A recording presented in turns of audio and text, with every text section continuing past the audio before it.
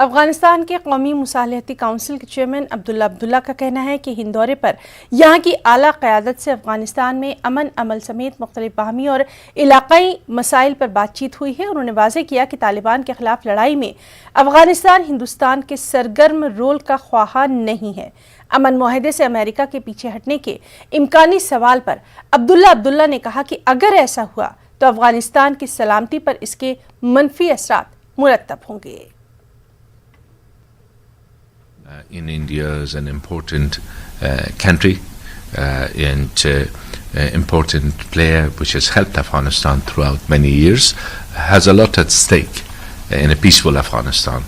And also the continuation of the war has its adverse impact.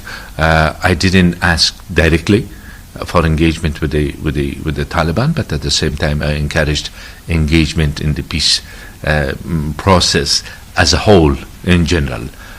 There are different countries which are playing different roles there, and India's role will also be appreciated. So do you want India to engage with Taliban?